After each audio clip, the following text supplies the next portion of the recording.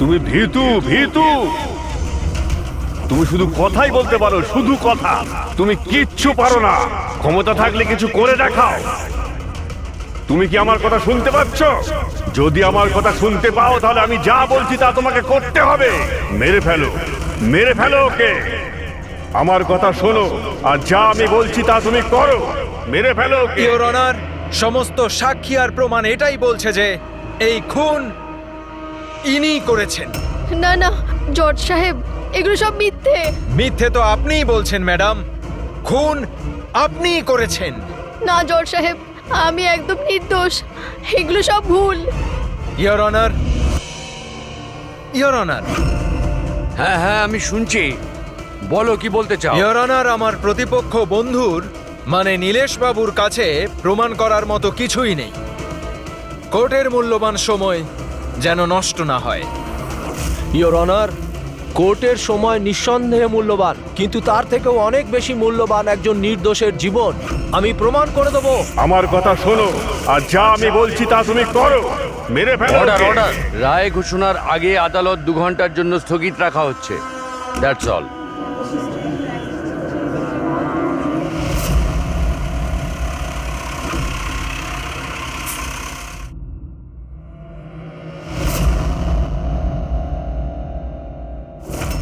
শোনো, তোমাকে ওকে মেরে ফেলতে হবে।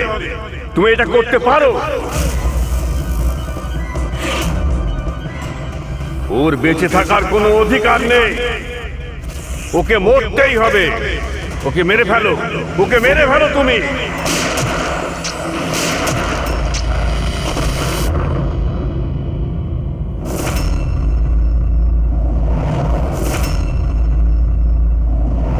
স্যার, এরা বলছে যে প্রীতিকা এখানে ছিল যখন জাজ শ্রীকান্ত এখানে আসে আর ওর ওপরে গুলি চালায়। তারপরে ও এখানে এসে নিজেকেই নিজে গুলি করে দিয়েছে। ওখানে যখন এসব ঘটনা ঘটে তখন যারা ছিল তারা কোথায়? তারা কোর্টরুমে আছে।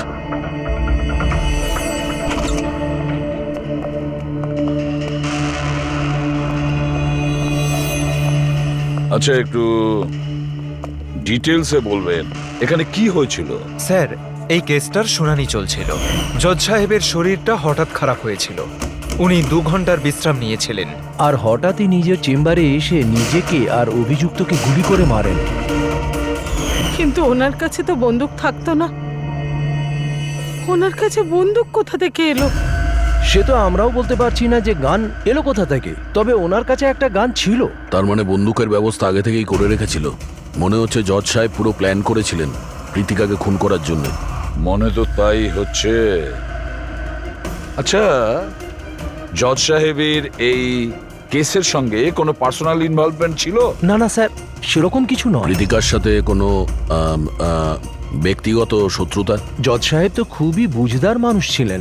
কেসের প্রত্যেকটা দিক খুব মনোযোগ সহকারে লক্ষ্য করতেন স্যার। বেশ কয়েকদিন ধরে আমার এটাই মনে হচ্ছিল যে কিছু না কিছু গন্ডগোল আছে।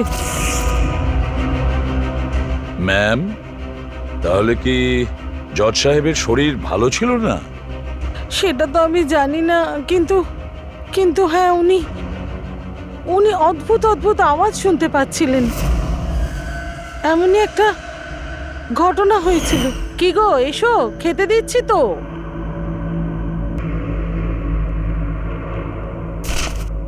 এই প্রতিবেশীদের কথার আর শেষই নেই। যখন খুশি যা খুশি বলে যাচ্ছে।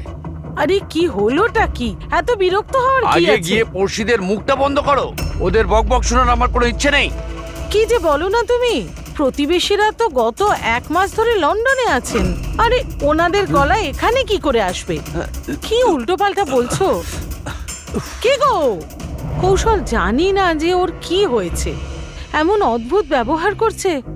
আর ওই জানো তুমি, ও প্রতিবেশীদের গলা শুনতে পাচ্ছে, যেখানে ওরা কেউ বাড়িতে নেই, বিদেশে গেছে। কাকে বলছো এইসব? কাকে বলছো? আর তুমি কি মনে করো আমি মিথ্যে কথা বলছি? কি দেখছো এইভাবে? নাটক বন্ধ করো। বলো, তোমরা এই ঘরে কি লুকিয়ে রেখেছো? বলো আমাকে, বলো। আমি সব জানি, সব জানি আমি। তুমি আমাকে পাগল করার চেষ্টা করছো না? হ্যাঁ, কি যে বলো না তুমি, কি হয়েছে তোমার? হ্যাঁ, নিজের অবস্থা দেখো, কি দশা হয়েছে তোমার। আর এখানে কেউ নেই, কার গলা শুনতে পাচ্ছ তুমি? নন্দিনী, আমি ওদের কথা শুনতে পাচ্ছি। এখানেই আছে, এখানেই আছে, কিন্তু আমি কারো কথা শুনবো না, কারোর কথা শুনবো না। আচ্ছা, ওনার কোনো মানসিক রোগ ছিল না তো? না না স্যার, 15ই এপ্রিল অব্দি তো উনি ভালোই ছিলেন, কিন্তু হ্যাঁ, রেড ক্যান্ডি হসপিটালে যে গেলেন তারপর থেকেই এই সমস্ত ঘটছে। Red candy hospital? হ্যাঁ, স্যার, এই হসপিটালে গিয়ে দেখি কি হয়েছিল ওখানে যে হঠাৎ এই জজ সাহেব এরকম ব্যবহার করতে শুরু করলেন। স্যার, এই কেসটায় তাহলে আর বাকি কি রইল? যেই লোকটা খুন করেছিল সেই নিজেকে মেরে ফেললো। সেটাই তো খোঁজ নিতে হবে ফেডরিক, সেটাই তো খোঁজ নিতে হবে যে একজন জজ সাহেব তার সামনের অভিযুক্তকে কেন গুলি করলেন আর খুনি বা কেন করলেন, আর তাছাড়াও তারপরে নিজেকে উনি গুলি করলেন কেন? স্যার, হসপিটাল অথরিটি বলল যে জজ সাহেব এখানে সাইকিয়াট্রিক ট্রিটমেন্টের জন্য নয়, বরঞ্চ ডেন্টিস্টের সঙ্গে কথা বলতে এসেছিলেন। ডেন্টিস্টটা কে? Sir, doctor Raman. Hello sir, বলুন আপনাদের কি হেল্প করতে পারি? এখন তো আপনি ডক্টর রমনকে ডাকুন, আর সঙ্গে ওর অ্যাসিস্ট্যান্ট। ডক্টর রমন 15ই এপ্রিল জজ সাহেব শ্রীকান্ত আপনার সঙ্গে দেখা করতে এসেছিল। আগে হ্যাঁ স্যার, কিন্তু ওনার মৃত্যুর সাথে আমার কি সম্পর্ক? আমাকে কেন জিজ্ঞেস করছেন? আমরা এটা জানতে চাইছি যে যখন আপনি ওনাকে দেখেছিলেন তখন ওনার কি মাথার কোনো সমস্যা ছিল? না স্যার, আমি তো সেরকম কিছু দেখিনি। স্যার, ওনার মানসিক কোনো রকম রোগ ছিল না। উনি 9 বছর ধরে ডক্টর রমনের পেশেন্ট। 9 বছর ধরে? তার মানে আপনারা ওনার সম্বন্ধে অনেক কিছুই জানেন। অনেক কিছু নয় স্যার, সব কিছু। আচ্ছা, আর কি জানেন একটু বলতে পারবেন? আপাতত এইটুকুই বলতে পারি যে উনি খুব শর্ট টেম্পার্ড ছিলেন, খুব তাড়াতাড়ি উনি রেগে যেতেন, বাট মানসিক অসুস্থ নয়। যদি ওনার কোনো মানসিক রোগই না থাকে তাহলে উনি আওয়াজগুলো কেন শুনতে পেতেন? কি হয়েছিল কি ওনার? কিন্তু স্যার, আপনি এর মধ্যে মেডিকেল এক্সপ্লেনেশন কেন খুঁজছেন? আমরা এতটা মেডিকেল এক্সপ্লেনেশন কেন খুঁজছি? দয়া, কোনো লোক হঠাৎ করে কারোর ওপরে এভাবে কেন গুলি চালাবে? সে কি নর্মাল মানুষ? না, কিছু না কিছু গোলমাল আছে, কিছু তো একটা আছে, কিন্তু কি?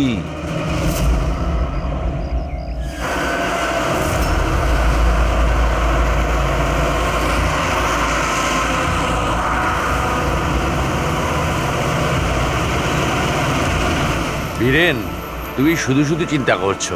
সিকিউরিটির দায়িত্ব যখন ধনঞ্জয় নিয়েছে তখন আমরা নিরাপদে পৌঁছে যাব।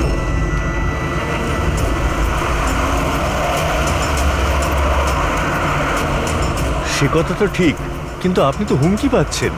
দেখো বীরেন, আমাদের এই কাজে অনেক হুমকি টুমকি আসে, আর এইসব হুমকি টুমকিতে আমি একেবারেই চিন্তিত নই। তা নয়, ভয় তো আমিও পাচ্ছি না, কারণ আমি ধনঞ্জয় আর টিমকে পুরো ভরসা করি।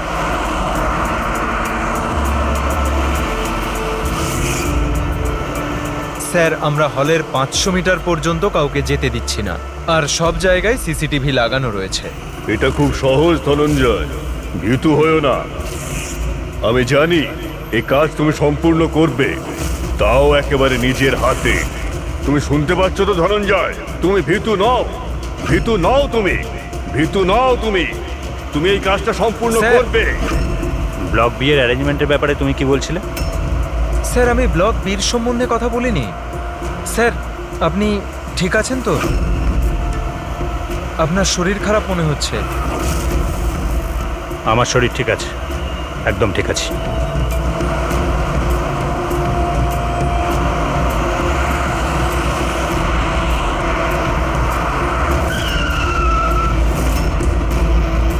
ধনঞ্জয়, তোমার ওকে মারতেই হবে। মেরে ফেলো ওকে, ওকে মেরে ফেলো, ওকে মেরে ফেলো ধনঞ্জয়, মেরে ফেলো। গাড়ি থামাও।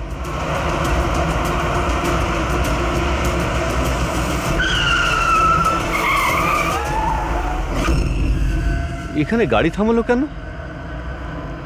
স্যার, কি হলো? এগিয়ে যাও ধনঞ্জয়, তোমার মিশনকে কমপ্লিট করো। মেরে ফেলো ওকে, ভীত হয়েও না ধনঞ্জয়, মেরে ফেলো ওকে। তুমি তুমি এটা করতে পারো, ধনঞ্জয় এদিকে কেন আসছে? এগিয়ে যাও ধনঞ্জয়, ওকে মেরে ফেলো, মেরে ফেলো ওকে, ওকে মেরে ফেলো। আমি দেখছি, দাঁড়াও। ওকে। কি হয়েছে ধনঞ্জয়? গাড়ি আটকালে কেন? তুমি এটা করতে পারো ধনঞ্জয়, ওকে মেরে ফেলো।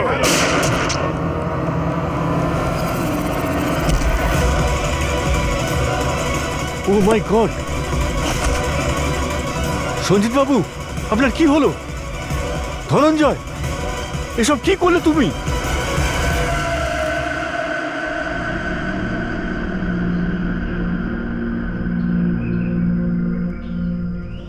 মন্ত্রী সিকিউরিটি ইনচার্জ উনিই ছিলেন? হ্যাঁ স্যার, ধনঞ্জয় বাবু উনি ইনচার্জ ছিলেন।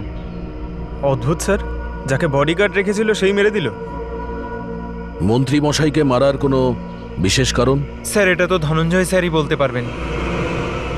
আচ্ছা, একটা কথা বলো, গুলিটা ভেতর থেকে মেরেছে না বাইরে থেকে? স্যার গাড়ির বাইরে থেকে মেরেছে। ধনঞ্জয়, ধনঞ্জয়, শকে আছে মনে হচ্ছে। তোমরা কোথায় যাচ্ছিলে? স্যার একটা চিলড্রেন ফাউন্ডেশনের মিটিং ছিল, ওখানে যাচ্ছিলাম। আমাদের গাড়ি আগে ছিল আর মিনিস্টারের গাড়ি পেছনে। আর আমি ধনঞ্জয় স্যারের সাথে সিকিউরিটির ব্যাপারে কথা বলছিলাম, কিন্তু উনি আমার কোনো কথায় মনোযোগ দিচ্ছিলেন না।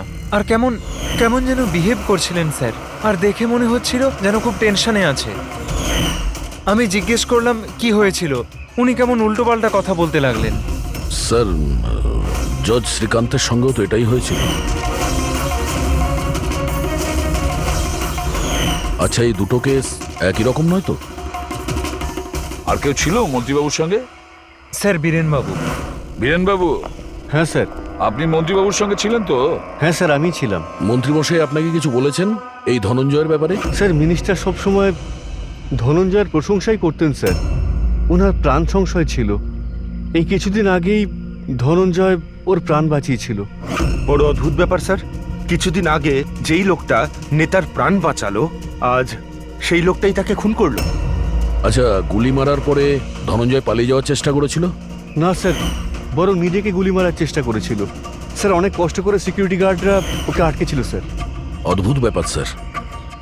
জজ শ্রীকান্ত খুন করার পরে নিজেকে নিজে গুলি মেরে দিয়েছিল, আর এও নিজেকে গুলি করার চেষ্টা করেছিল। একটা কাজ করা যাক, ধনঞ্জয়কে বিউরোতে নিয়ে যাই, ওখানে গিয়েই জিজ্ঞাসাবাদ করব আমরা। আর একটা কথা বুঝতে পারছি না দয়া, খুন করার পরে খুনি তার নিজেকে গুলি কেন করছে? কেন?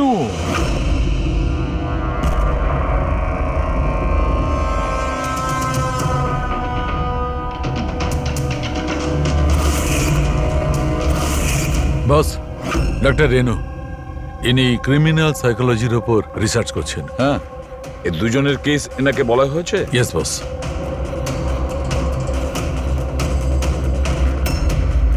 আমার ছেলে কোথায়?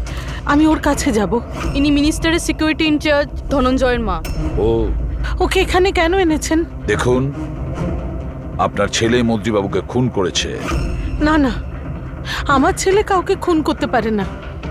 ও তো নিজেই অসুস্থ, ওর মানসিক পরিস্থিতি ঠিক নেই। কি কি অসুখ হয়েছে আপনার ছেলের? গত কিছুদিন ধরে ও কিছু কিছু আওয়াজ শুনতে পেত।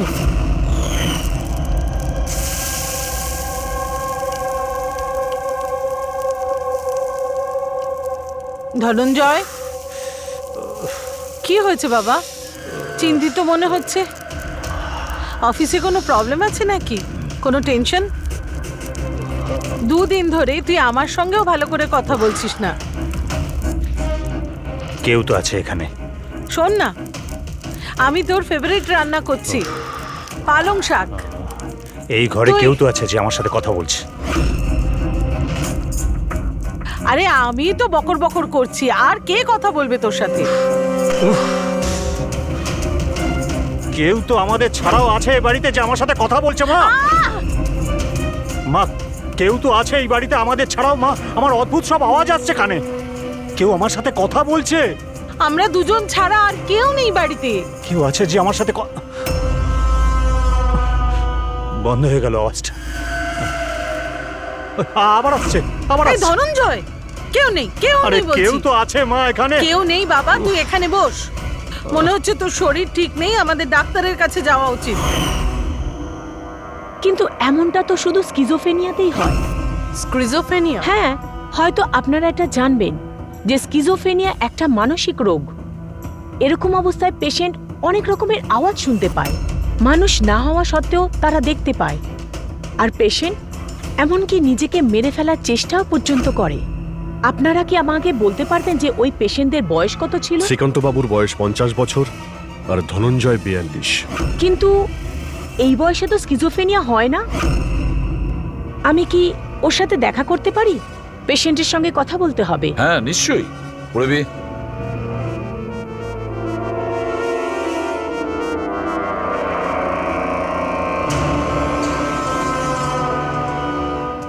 ধনঞ্জয়, তুমি সঞ্জিতকে কেন মেরেছো? তোমায় কিছু জিজ্ঞেস করলাম। ধনঞ্জয়, তুমি সঞ্জিতকে কেন মেরেছো? অদ্ভুত সব আওয়াজ কানে আসছিল, যে আমাকে উত্তেজিত করছিল। বলছিল যে আমি একটা কাপুরুষ, আমি একটা, আমি কারো খুন করতে পারবো না। আর ওই আওয়াজটা আমায় এমন উত্তেজিত করলো যে আমি খুনই করে দিলাম।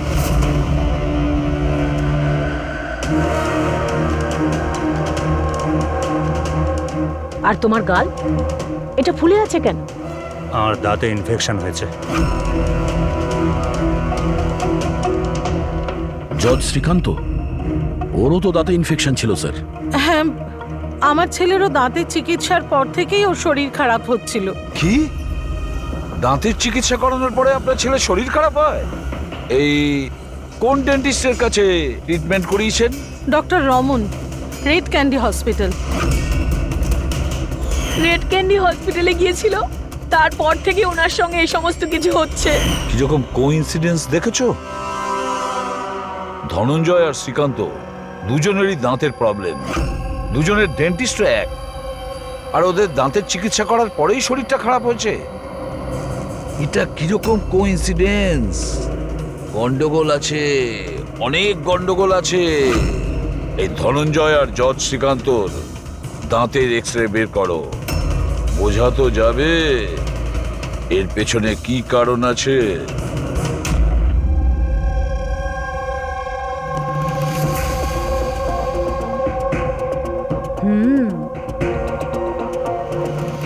এটা কি হতে পারে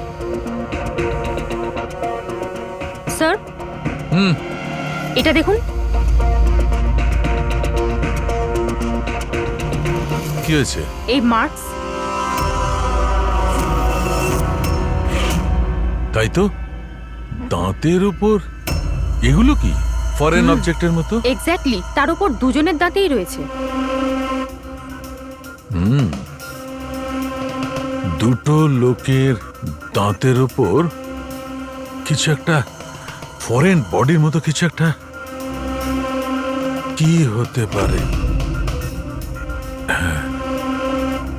সারিকা, হ্যাঁ এক কাজ করো, এসিপি সাহেবকে ফোন করো, ওনাকে বলে দাও কেসের সূত্র পাওয়া গেছে।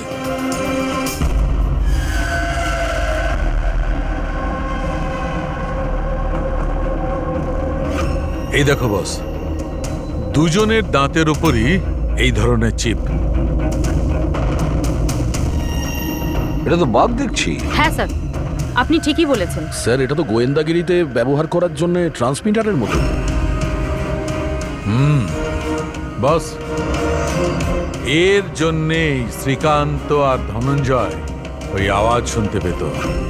তাহলে এই চিপটা ট্রিগারের কাজ করছিল, এর মাধ্যমে ওই উস্কানির শব্দ ওর কানে পৌঁছচ্ছিল, আর সেই জন্যই ওরা খুন করতে বাধ্য হচ্ছিল। আমার তো মনে হয় এই কাজটা ডক্টর রমনেরই। উনিই দাঁতের চিকিৎসা করেছেন। জিজ্ঞাসাবাদ করতে হবে ডক্টর রমনকে, আর একজন এক্সপার্টকেও ডাকো। আর ট্রান্সমিটারের ব্যাপারে পুরো ব্যাপারটা আমাদের জানতে হবে। ডক্টর রমন, দাঁতের মধ্যে ট্রান্সমিটার লাগাতেও আপনি শুরু করে দিয়েছেন? ট্রান্সমিটার? হ্যাঁ। কোন ট্রান্সমিটারের কথা বলছেন আপনারা? সেই ট্রান্সমিটারের কথা বলছি যেটা জজ শ্রীকান্ত তার সিকিউরিটি অফিসার ধনঞ্জয়ের দাঁতে পাওয়া গিয়েছে। দেখুন, আমার কথা বিশ্বাস করুন, আমি কোনো ট্রান্সমিটার লাগাইনি। এসব কি বলছেন কি আপনারা? ডাক্তারবাবু, দাঁতে ট্রান্সমিটার লাগাবেন কেন? স্যার, আপনারা আমাদের হসপিটালকে বরবাদ করতে এসেছেন। ডক্টর রমন আমাদের হসপিটালের একজন দায়িত্বপূর্ণ ডক্টর স্যার, এই ধরনের কাজ উনি করবেন না। কিন্তু এই ধরনের কাজ এখানে তো হয়েছে। আমরা শ্রীকান্ত আর ধনঞ্জয়ের দাঁতের ভেতর থেকে এই ট্রান্সমিটার পেয়েছি। আর এই ট্রান্সমিটারের কারণে ওনারা দুজন স্কিজোফেনি হয়ে যায়। স্যার ওনারা দুজন আমার খুব পুরনো পেশেন্ট। শ্রীকান্ত 9 বছর আর ধনঞ্জয় 2। স্যার আমি আমার পেশেন্টের সাথে এরকম করব কেন? এটা তো আপনি বলবেন। কেন ট্রান্সমিটার লাগালেন? আমার কথা বিশ্বাস করুন, আমি কোনো ট্রান্সমিটার লাগাইনি। কারণ ওনার কাছে ট্রান্সমিটার লাগানোর আর তাকে মোলার ইমপ্ল্যান্ট করানোর ট্রেনিংই নেই। উনি শুধুই একজন ডক্টর, ভালো দাঁতের ডক্টর। আর স্যার আমরা এখানে দাঁত লাগিয়ে থাকি, বানাই না। দাঁত তো অর্ডার দিলে বাইরে থেকে আসে। কোথা থেকে অর্ডার করেন আপনারা দাঁত? ডেনজা biocare. ডেনজা biocare. Hendrick, Pankaj, doctor রমনের চেম্বারটা ভালো করে চেক করো, প্রতিটা কোণা ভালো করে দেখো। আর কতজনের দাঁত ইমপ্ল্যান্ট করেছেন? আগে প্রায় 20 জনের। আচ্ছা, তাহলে ওই 20 জনের নাম আর ঠিকানা আমাদের চাই। দয়া স্যার, হতে পারে ওই 20 জনের জীবনও বিপন্ন।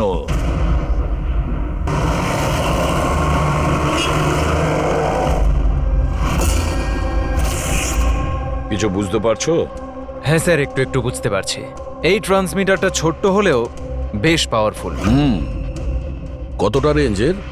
তাও ধরুন 15 থেকে 20 মিটার হবে। এই ট্রান্সমিটারের সাহায্যে কাউকে কন্ট্যাক্ট করতে চাইলে 15 থেকে 20 মিটারের মধ্যে থাকতে হবে। এর কি ফ্রিকোয়েন্সি ট্র্যাক করা যাবে? নিশ্চয়ই ট্র্যাক করা যাবে, কিন্তু তার আগে আমাদের জানতে হবে এই ট্রান্সমিটার কত হার্টজে কাজ করে। তাহলে খোঁজ নাও এটা কত হার্টজে কাজ করছে, কারণ ফ্রিকোয়েন্সিটা আমাদের জানা দরকার। যেখানে এর ফ্রিকোয়েন্সি অ্যাক্টিভ হবে সেখানেই আমাদের খুনি থাকবে। ঠিক আছে স্যার, আপনি একটু সময় দিন, আমি যত তাড়াতাড়ি সম্ভব বলছি। ঠিক আছে। এই কেসটা ঘুরে ফিরে ডক্টর রমনের দিকেই ইশারা করছে। সব সন্দেহের তীর ওর দিকেই যাচ্ছে। কিন্তু স্যার, উনি ওনার পুরনো পেশেন্টকে খুন কেন করবেন? হ্যাঁ স্যার, হসপিটাল অ্যাডমিনিস্ট্রেটর বলছিল যে এইরকম ট্রান্সমিটার বানানোর ক্ষমতা ডক্টর রমনের নেই। সন্দেহের মধ্যে এই কবিতা আর বীরেনও তো আছে। হতে পারে এদের মধ্যেই কেউ মেরেছে। হতে পারে দয়া, নিশ্চয়ই হতে পারে, কিন্তু সে যেই হোক, সে 15 থেকে 20 মিটারের মধ্যেই কাজ করেছে। আর ওই 20 জনের ব্যাপারে কি খোঁজ নিয়েছো? না স্যার, ওদের মধ্যে কোনো কানেকশন নেই। এমনকি শ্রীকান্ত আর ধনঞ্জয়, ওরাও একে অপরকে চিনত না। তবু বলছি, তুমি ওই 20 জনের কাছে যাও, জিজ্ঞাসাবাদ করো, ওনাদের সাথেও কি একই ঘটনা ঘটছে যেটা শ্রীকান্তের সঙ্গে হয়েছে। আরো একটা কথা, লয়ারের চেম্বার আর চেম্বুর খোঁজ নাও, ওখানে কটা সেলফোন অ্যাক্টিভ ছিল ওই খুনের সময়। আর দয়া, আর ওই দাঁত তৈরির কোম্পানিতে খোঁজ নাও, দেখো কে এমন আছে যে দাঁতের মধ্যে ট্রান্সমিটার ফিট করে দেয়।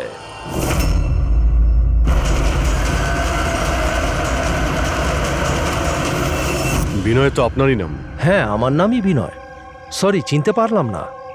আমরা সিআইডি অফিসার। কেন স্যার, আমি কি কোনো ভুল করেছি? না না, আপনি কোনো ভুল করেননি। অ্যাকচুয়ালি আমরা একটা কেসের ব্যাপারে জিজ্ঞাসাবাদ করতে এসেছি। আপনার দাঁতের মধ্যে কোনো প্রবলেম ছিল না? হ্যাঁ। আচ্ছা, চিকিৎসা কোথায় করেছিলেন আপনি? Red candy hospital. আচ্ছা, ট্রিটমেন্ট করানোর পরে আপনার কোনো সমস্যা হয়েছে? আই মিন, কোনো অদ্ভুত ধরনের শব্দ শুনতে পাচ্ছেন, বা মানে কেউ কোনো অর্ডার দিচ্ছে কিছু করার জন্য? না, সেরকম কিছু নয়, তবে 2-1 ব্যথা হয়েছিল। সে তো নর্মাল, দাঁত লাগাবেন যখন একটু আধটু ব্যথা তো করবে। ঠিক আছে, যদি কোনো সমস্যা হয় তাহলে আপনি অবশ্যই আমাদের বলবেন। আর হ্যাঁ, অচেনা কারোর কোনো কথা শুনবেন না, আর কেউ যদি ডাকে কোনো অচেনা জায়গাতে যাবেন না। ওকে, ঠিক আছে, মনে রাখবেন কথাগুলো। ঠিক আছে। ডক্টর রমন খুবই ভালো। দাঁত লাগানোর পর আমার খুব একটা কিছু প্রবলেম হয়নি। আপনি কোনো আওয়াজ শুনতে পান? কি বললেন বুঝলাম না। না, যাদেরকে ডক্টর রমন দাঁত লাগিয়েছে তাদের মধ্যে কয়েকজন অদ্ভুত ধরনের আওয়াজ শুনতে পাচ্ছে। না, আমার সাথে তো এরকম কিছুই হয়নি। আচ্ছা, যদি আপনার সঙ্গে এমন কিছু হয় আপনি কিন্তু আমাদের ইনফর্ম করবেন। ইয়া, শিওর। আপনারা এখানে দাঁত বানান না মিনিয়েচার ট্রান্সমিটার? মানে কি স্যার? মানে এটাই যে এখানে দাঁতের মধ্যে ট্রান্সমিটার ফিট করা হয়, খুন করার ষড়যন্ত্র করা হয় এখানে। হ্যাঁ না স্যার, আপনাদের কোথাও ভুল হচ্ছে স্যার। আমরা এই ধরনের ইল্লিগাল কাজ এখানে করি না। ইল্লিগাল কাজ হয়েছে এখানে। এই দেখুন, রেড ক্যান্ডি হসপিটালে আপনারাই দাঁত পাঠিয়েছিলেন, তাই না? আগে হ্যাঁ ম্যাডাম। তার ভিতরে ট্রান্সমিটার ফিট করা ছিল। জজ শ্রীকান্ত আর সিকিউরিটি অফিসার ধনঞ্জয়ের দাঁত এখানেই বানানো হয়েছিল না? দাঁড়ান স্যার, চেক করে বলছি।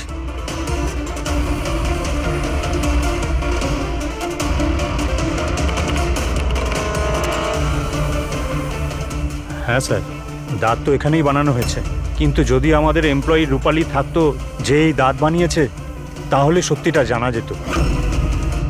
কোথায় আপনাদের সে এমপ্লয়ি রূপালী? ও তো কাল রাতেই মারা গেছে। কি করে মারা গেছে? ওর তো অ্যাজমা অ্যাটাক হয়েছিল, অথচ চিন্তার ব্যাপার এটাই যে ওর কখনো অ্যাজমা ছিলই না। আগে হ্যাঁ স্যার। ওর বাড়ির অ্যাড্রেসটা দেবেন প্লিজ। আপনি দাঁত কবে লাগিয়েছেন? স্যার 2 মাস হয়ে গেছে। কোনো সমস্যা হয়েছে আপনার? না, কোনো প্রবলেম নেই, ওই দাঁত লাগিয়েছিলাম, ঠিক আছে। না মানে অদ্ভুত ধরনের কোনো আওয়াজ শুনতে পাচ্ছেন কি আপনি? না স্যার, কিন্তু কি হয়েছে? দেখুন, রেড ক্যান্ডি হসপিটালে যারাই ট্রিটমেন্ট করিয়েছেন তাদের কোনো না কোনো সমস্যা হচ্ছে, আর তাদের মধ্যে 2 জন তো মারাও গেছেন। স্যার স্যার আমি মরতে চাই না। না না, আপনি ভয় পাবেন না, সেরকম কিছু নয়। আপনার যদি কখনো কোনো এরকম সমস্যা হয় যে আপনি অদ্ভুত ধরনের শব্দ শুনতে পাচ্ছেন বা এমন কোনো কাউকে দেখতে পাচ্ছেন যে নেই, মানে কেউ যদি আপনাকে বলে কার সঙ্গে কথা বলছেন, যদি এরকম কিছু হয় তাহলে অবশ্যই আমাদের ফোন করবেন।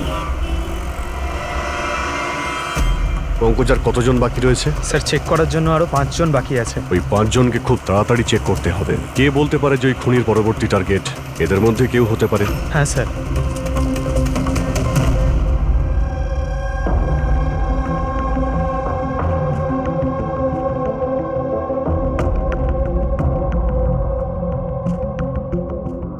হ্যাঁ শোনো, কিছু জানতে পারলে? স্যার, আমি প্রায় জেনে ফেলেছি, আর একটু সময় দিন। স্যার, হ্যাঁ প্যাড্রিক। জজ সাহেব আর সঞ্জিতের সম্পর্ক আছে স্যার। আচ্ছা, কিরকম সম্পর্ক? স্যার, এই কেস ফাইলটা দেখুন। 2009 সালে একজন ডাক্তার রিসার্চ করছিলেন, কিন্তু ওনার গ্রান্ট এই নেতা ক্যান্সেল করে দিয়েছিলেন। আর ডক্টরের প্র্যাকটিস করার লাইসেন্স ক্যান্সেল করেছেন মিনিস্টার সঞ্জিত, আর ওর শাস্তি ঘোষণা করেছে শ্রীকান্ত বাবু, আর নাম হলো ডক্টর ললিত। স্যার, এই ডক্টর ললিত আসলে কে? খোঁজ নিতে হবে ডক্টর ললিত কে আর কি ব্যাপারে তিনি রিসার্চ করছেন। তো আপনার মেয়ে টুথ ইমপ্ল্যান্ট করিয়েছে? হ্যাঁ, এই তো 2 দিন আগেই ইমপ্ল্যান্ট করিয়েছে রেড ক্যান্ডি হসপিটাল থেকে। স্যার, যেদিন থেকে টুথ ইমপ্ল্যান্ট করিয়েছে অদ্ভুত অদ্ভুত কথা বলে আর খুব ভয় পেয়ে থাকে। মা, মা, কি হলো, কিছু চাই? বাড়িতে কেউ এসেছে? কেউ আসেনি তো। না মা, কেউ তো এসেছে। আমি আছি, তুই আছিস, আর বাবা তো হংকং এ গেছে। আর কেউ এলে তো বেল বাজাবে, বেলও তো বাজেনি। জানি না মা, কি হচ্ছে। ঘুম থেকে ওঠার পর থেকেই মনে হচ্ছে যেন বাড়িতে কেউ আছে, আর আমার ব্যাপারে নানা রকমের কথা বলছে। বুঝতেই পারছি না। তোর শরীর ঠিক আছে তো? কোনো স্বপ্ন দেখেছিস নাকি? না মা, কোনো স্বপ্ন দেখিনি। মনে হচ্ছে না আমার কানে বাজছে সবকিছু। মা, প্লিজ একটা কাজ করো, আমার জন্য 1 কাপ চা দাও আমার ঘরে। আমার মাথা পুরো ঘুরছে। তো এখন জিয়া কোথায়? ওকে ব্যান্ড্রার একজন সাইকোলজিস্টের কাছে পাঠিয়েছি। দেখুন, আপনি এক্ষুনি ওই সাইকিয়াট্রিস্টের অ্যাড্রেসটা দিন। ওর সঙ্গে দেখা করাটা খুবই জরুরি। নাম্বারটা নিয়ে নাও। জিয়া, আজ তোমাকে ওই কাজটা কমপ্লিট করতেই হবে। তোমাকে যেভাবেই হোক ওকে মারতেই হবে। ওকে বাঁচিয়ে রাখলে চলবে না। যত তাড়াতাড়ি হোক মেরে ফেলো ওকে। ওকে মেরে ফেলতেই হবে।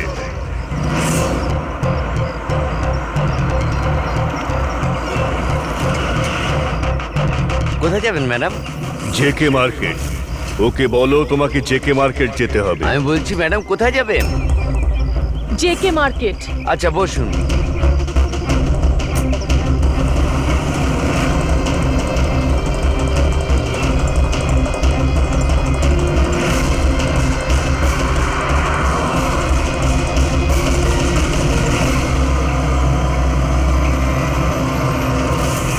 জিয়া, তুমি ভীতু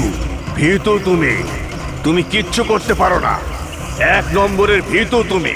মিথ্যে, আমি ভীতু নই, আর আমি কাউকে মারতে পারবো না। ম্যাডাম, আপনি আমাকে কিছু বললেন? হ্যাঁ, না না, আমি কিছু বলিনি। না, কিছু বলিনি, আমি এমনি একা একা কথা বলছিলাম।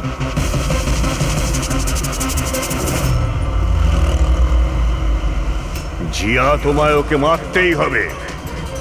তুমি ওকে বাঁচিয়ে রাখতে পারো না, তোমায় ওকে মারতেই হবে জিয়া। মেরে ফেলো ওকে। না, আমি কাউকে খুন করতে পারবো না। কারণ না।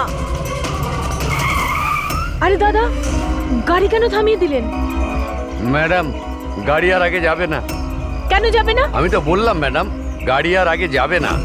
যাবেন না যখন তো আগে বলতে পারতেন। ম্যাডাম, আপনি নামবেন না আমি গাড়ি থেকে নামবো?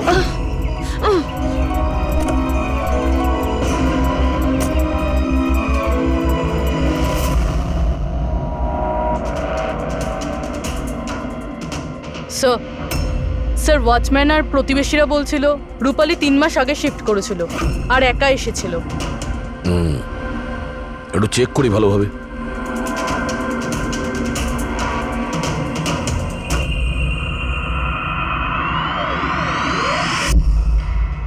এটা কি?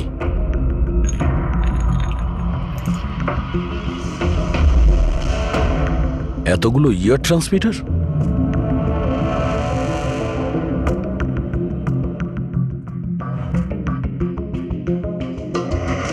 এই ডক্টর রমনের পেশেন্টদের পুরো ডিটেলস আছে এখানে।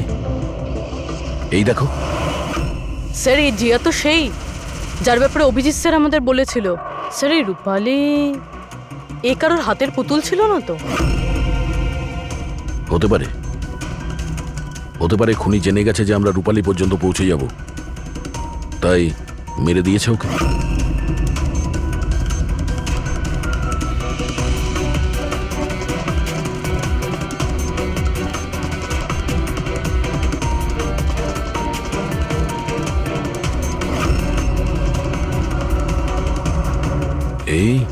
এই মিনিস্টার, সঞ্জিত, বীরেন আর জিয়া, এই 3 জনের মুখে রেড সার্কেল। মন্ত্রীমশাইয়ের মুখে ক্রস মেরেছে।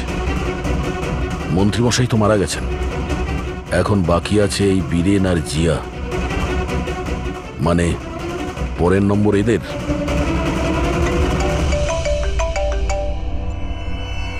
হ্যাঁ অভিজিৎ। দয়াই জিয়া সাইকিয়াট্রিস্টের সঙ্গে দেখা করতে গিয়েছিল, কিন্তু ওখানেও পৌঁছয়নি। আচ্ছা, আমরা এখানে রূপালীর বাড়িতে একটা ফটো পেয়েছি যার মধ্যে মন্ত্রীমশাই, সঞ্জিত, বীরেন আর জিয়া আছে। এই মন্ত্রীমশাইয়ের মুখের ওপর তো ক্রস মারা আছে, কিন্তু এই দুজনের মুখের ওপর লাল পেন দিয়ে সার্কেল করা আছে। আচ্ছা, এরকম নয় তো যে এই জিয়া বীরেনকে মারতে গেছে? তুমি এক কাজ করো, বীরেনকে অ্যালার্ট করো, খোঁজ নাও যে ও কোথায়। ততক্ষণ আমি জিয়ার লোকেশন ট্র্যাক করছি আর তারপর দেখা করছি। ওকে? ইয়া। পুরবি, একটু বীরেনকে ফোন করো তো।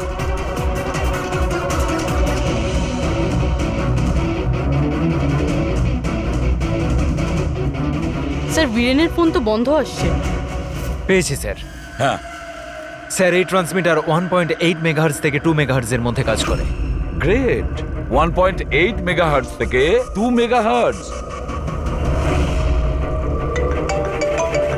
হ্যাঁ স্যার। দেখ, আমার কথাটা মন দিয়ে শোনো। হ্যাঁ, প্রথমত ফেডরিক দারুণ কাজ করেছে।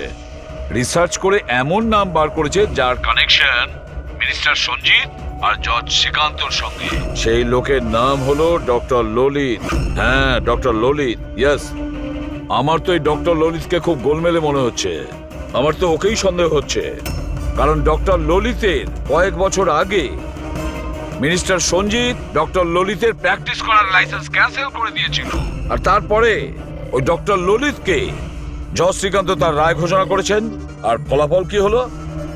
প্রথমে খুন হলো জজ শ্রীকান্ত, আর তারপরে মিনিস্টার সঞ্জিত মারা গেলেন। এই খুন কে করতে পারে?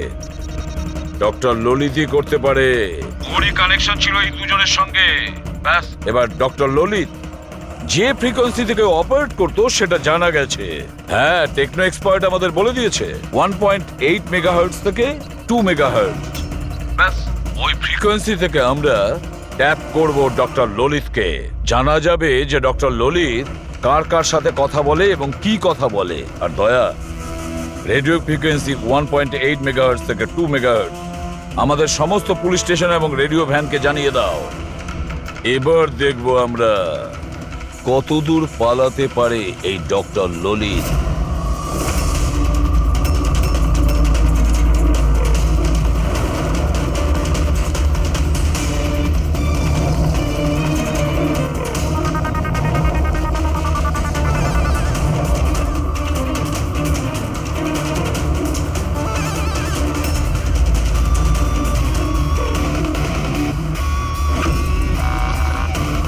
এই ফ্রিকোয়েন্সিতে কোনো কিছু নজরে আসছে না? যখনই কথা বলবে ধরা পড়ে যাবে। পুরো মুম্বাই এই ফ্রিকোয়েন্সিটাকে প্রত্যেক 5 কিলোমিটার অন্তর ট্র্যাক করছে। যদি জিয়া বীরেনকে মারতে যায় তাহলে সেই খুনি 1.8 বা 2তে নিশ্চয়ই আসবে।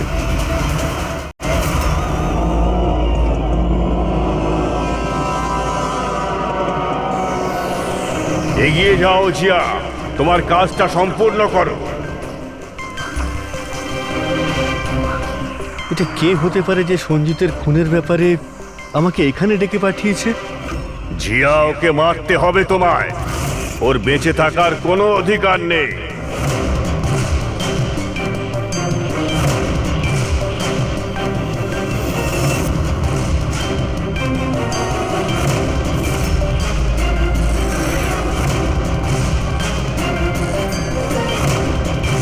বেশি চিন্তা করো না, ওকে মেরে দাও, মেরে দাও তুমি ওকে জিয়া। ওর বেঁচে থাকার কোনো অধিকার নেই। ওর দিকে তাকাও, ভালো করে দেখো ওকে, ও তোমার সামনে রয়েছে। কিল হিম। ওর বেঁচে থাকার কোনো অধিকার নেই। ওরই গলার আওয়াজ। ফ্রিকোয়েন্সি লোকেট করো। দেখো, নিজের ব্যাগ থেকে গান বের করো।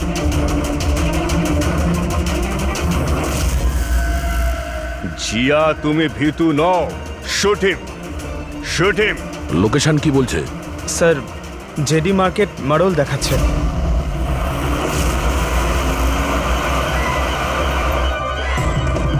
কামান জিয়া, মারো, মারো ওকে, মারো ওকে। স্যার, এসব কি হচ্ছে? ও আমাকে কেন মারতে চাইছিল? কেউ আমাকে ফোন করে বলে যে সঞ্জিতের খুনির ব্যাপারে আমাকে বলবে। ঘাবড়াবেন না, এটা একটা প্ল্যান ছিল। আপনি এখন সেফ আছেন, আপনি যেতে পারেন। ওকে স্যার, আমি যাচ্ছি। ওই খুনি এখানেই কোথাও আছে, ভিড়ের মধ্যে মিশে রয়েছে। সিগন্যাল তো এখানেই দেখাচ্ছে, এখানে।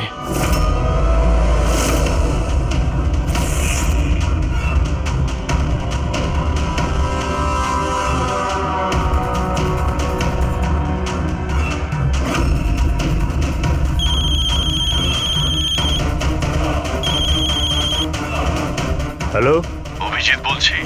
মাঝে মধ্যে আমাদের সঙ্গে দেখা করো। আর এদিক ওদিকে কি দেখছিস?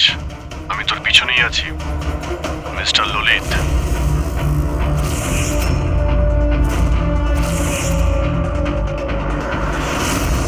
হসপিটালের অ্যাডমিনিস্ট্রেটর পবন। অপরাধী যতই তার নাম বদলাক আর তার বেশ বদলাক, একদিন না একদিন তাকে ধরা পড়তেই হয়। কি, চলো।